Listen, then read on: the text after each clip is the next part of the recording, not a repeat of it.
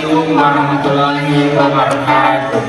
Alhamdulillahirrahmanirrahim. Assalatu wassalamu ala asyrofil anbiya'i wal mursalin wa ala alihi wa sahbihi ajma'in. Amma ba'du.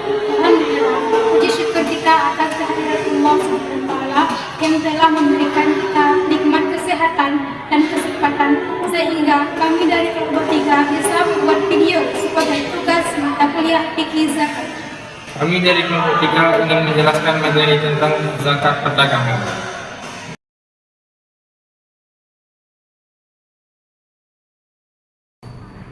Baik, di sini saya akan menjelaskan tentang zakat perdagangan, yaitu Allah memberikan keleluasaan kepada orang-orang Islam untuk bergiat dalam perdagangan dengan syariat, tidak menjual sesuatu yang haram dan tidak mengabaikan nilai-nilai moral dalam melakukannya, seperti kejujuran, kebaikan, dan kebenaran, serta kebersihan, dan tidak hanyut terbawa kesibukan dagang sehingga lupa mengingat dan menunaikan kewajiban terhadap Allah.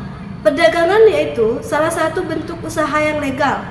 Dalam hal itu, banyak terdapat ucapan-ucapan sahabat yang sudah kita turunkan di atas, yang memerintahkan kekayaan anak-anak yatim di perdagangan, terutama supaya tidak habis dimakan oleh rakyat tersebut.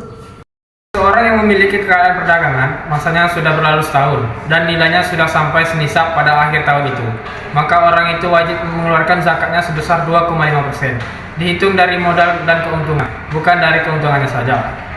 Selanjutnya, landasan perdagangan wajib zakat. Yang pertama, dari Al-Quran. Imam Jashas mengatakan dalam Ahkam Al-Quran diriwayatkan dari sekelompok ulama salaf bahwa yang dimaksud dengan hasil usaha dalam ayat di atas adalah hasil perdagangan. Berpendapat demikian itu diantaranya adalah Hasan dan Mujahid. Berdasarkan hal itu, jelas bahwa usaha itu dua macam, yaitu usaha yang bersumber dari perut bumi, yaitu tumbuh-tumbuhan, dan usaha yang bersumber dari atas bumi, seperti perdagangan, peternakan di dalam negara musuh, dan menangkap ikan di laut. Allah memerintahkan orang-orang kaya di antara mereka memberi orang-orang miskin sebagai dari hasil usaha mereka itu, menurut cara yang dilakukan oleh Rasulullah SAW. Yang menguatkan hal itu misalnya adalah firman Allah tentang Abu Lahab. Tidak ada gunanya baginya kekayaannya dan hasil usahanya. Kekayaan adalah kekayaan yang diwarisnya dari orang tuanya, sedangkan hasil usahanya adalah yang diperoleh dari perdagangannya. Hal itu ditambah lagi dengan ayat-ayat lain yang berlaku umum yang mewajibkan zakat atas semua jenis kekayaannya. Yang kedua, berupa hadis. Banyak sekali hadis yang memakai istilah sedekah untuk zakat, dan apabila kata sedekah itu diberi alif lam seperti dalam hadis di atas, maka pengertiannya berubah menjadi arti kedua, yaitu zakat. Selanjutnya, yang ketiga, berupa konsensus para sahabat, tabi'in, dan ulama salaf. Tuntunan yang diberikan oleh para sahabat, diantaranya peristiwa yang diriwayatkan oleh Abu Ubaid dengan sanad ia sendiri dari sumber Abdul Qori, berasal dari suku Qora. Beliau bila keluar mengumpulkan kekayaan para pedagang, kemudian menghitungnya, baik yang ada pada waktu itu maupun yang bukan. Kemudian menarik zakat dari kekayaan yang ada pada waktu itu untuk yang ada pada waktu itu maupun bukan. Yang keempat, analogi dan asumsi. Segi analogi atau kias, sebagaimana dinyatakan oleh Ibnu Ruiz, harta benda analogi atau dagangan adalah kekayaan yang dimaksud untuk dikembangkan, karena hal itu sama statusnya dengan 3 jenis kekayaan yang disepakati wajib zakat, yaitu tanaman, ternak, emas, dan perak. Para pedagang pada masa sekarang tanpa bermaksud menghindari kewajiban zakat. Sedikit sekali yang memiliki uang kontan sampai setahun. Kebanyakan transaksi dagang masa sekarang dilakukan tidak secara penyerahan di tangan, melainkan dengan cek saja atau sejenisnya. Yang paling penting diperhatikan dalam masalah ini, sebagaimana dikatakan oleh ulama besar Syekh Rashid Rida, adalah bahwa diwajibkannya zakat oleh Allah atas kekayaan orang-orang kaya adalah untuk menyantuni orang-orang miskin dan orang-orang yang sebangsanya. Ketidakbenaran pendapat orang-orang yang tidak setuju. 1. Mazhab Zairi tentang harta benda perdagangan. Semua mazhab ahlu sunnah pendapat bahwa zakat wajib atas harta benda perdagangan, kecuali beberapa ulama Zairi belakangan seperti yang dilukiskan oleh Kadbi yang menerima pendapat mereka, tetapi kemudian ditolak oleh Ibnu Hazm dalam Muhalla. Ada juga beberapa ulama yang berpandangan zakat sangat terbatas objeknya pada masa terakhir ini, misalnya Syaukani dan Sadiq Hasan Khan yang menyokong dan memperkuat pendapat tersebut. Ulama-ulama fikih mazhab Imamiyah berpendirian bahwa kekayaan dagang tidak wajib zakat. Bahkan menurut yang paling kuat dari pendapat-pendapat mereka, tidak ada sangkut pautnya dengan zakat.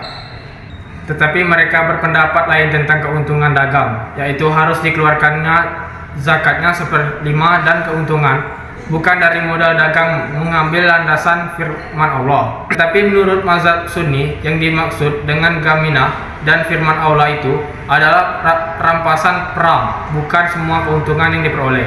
3. Baiklah, di sini saya akan melanjutkan penjelasan dari materi kami, yaitu syarat-syarat kekayaan dagang yang wajib zakat. Berdagang, menurut pengertian sebagian ulama fikih, yaitu mencari kekayaan dengan tukarannya kekayaan. Sedangkan kekayaan dagang, yaitu segala yang diperuntukkan untuk diperjualbelikan dengan maksud untuk mencari kekayaan tersebut. Dimaksudkannya untuk diperjualbelikan dengan maksud untuk mencari keuntungan. Maksud untuk memperdagangkan itu mengandung dua unsur, yaitu tindakan dan niat. Tindakan yaitu perbuatan memberi dan menjual, sedangkan niat yaitu untuk memperoleh keuntungan tersebut. Yang dibeli manusia adalah kekayaan dagang. Oleh karena orang itu mungkin membeli pakaian misalnya untuk dipakai sendiri, atau membeli perabot untuk rumahnya, atau membeli kuda atau mobil untuk ditunggangi dan dikendarai sendiri. Semuanya itu bukanlah kekayaan dagang, tetapi disebut kekayaan tersimpan. Berbeda dengan sesuatu yang dimaksudkan untuk dijual lagi untuk memperoleh keuntungan. Berdasarkan hal itu, apabila seseorang membeli tanah pertanian untuk dijual lagi, tetapi lebih dahulu ia menemaninya dan sudah mengeluarkan zakat dari hasil 10% hingga ia tidak harus lagi mengeluarkan zakat tanahnya sendiri supaya zakat tidak terkena dua kali. Sebagian ulama fikih menentang pendapat itu dan menegaskan bahwa zakat di dagangnya juga harus dikeluarkan. Sedangkan sebagian lain berpendapat bahwa hal itu harus dikenakan dua zakat berdasarkan bahwa penyebabnya tidaklah sama yang berarti tidak terjadi zakat lengkap. Kekayaan yang diinvestasi seseorang pedagang tidak akan terlepas dari salah satu atau lebih dari 3 bentuk tersebut. Yang pertama, kekayaan dalam bentuk barang yang dibelinya tetapi belum terjual, dan yang kedua, atau dalam bentuk sifat uang yang secara konkret berada di dalam perdagangannya atau peragamannya, atau berada di bawah kekuasaannya seperti uang yang berada di dalam rekening di bank tersebut. Dan yang ketiga, atau dalam bentuk piutang yang berada di tangan relasi-relasinya dan lain-lainnya yang tidak bisa diletakkan oleh sebab sifat dagang dan transaksi tersebut. Baiklah, saya akan melanjutkan materi selanjutnya, yaitu beberapa cara pedagang membayar zakat dagangnya. Yang pertama, membedakan pedagang spekulan dengan pedagang rutin. Yang kedua, barang-barang tak bergerak tidak wajib zakat. Bila penerima zakat ingin membeli pakaian dengan uang itu, maka pembayaran zakat dapat memberikan uang itu ke pakaian dan memberikannya kepada para miskin yang berani membayar zakat itu sudah berbuat bajikan pula.